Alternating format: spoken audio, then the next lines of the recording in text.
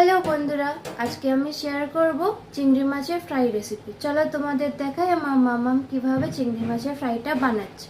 মাম্মাম বলো কিভাবে। চিংড়ি মাছটা এখানে ম্যারিনেট করে রেখেছি।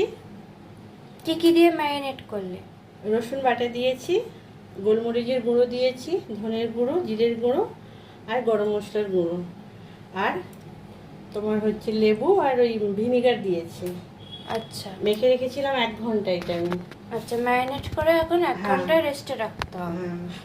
তারপর এখানে একটা আমি ব্যাটার তৈরি করে নিয়েছি। কি দিয়ে ব্যাটারটা রেডি করলে? এখানে নিয়েছি 4 চামচ তোমার ময়দা আর 1.5 চামচ নিয়েছি কর্নফ্লাওয়ার। আর কি দিয়েছো? আর এটাও আমি রেস্টে রেখেছিলাম।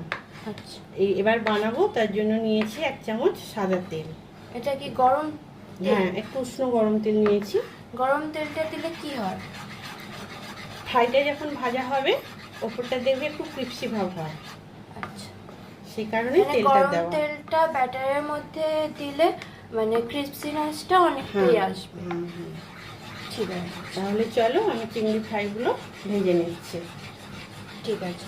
তোমাদের কার কার এই প্রন গোল্ডেন ফ্রাই খেতে পছন্দ করো তোমরা আমাকে কিন্তু কমেন্ট বক্সে জানিও। চলো ফ্রাইগুলো আমি করে নিচ্ছি। এভাবে এক একটা করে চিংড়ি মাছ ব্যাটারে ডুবিয়ে ফ্রাই করে নিতে হবে।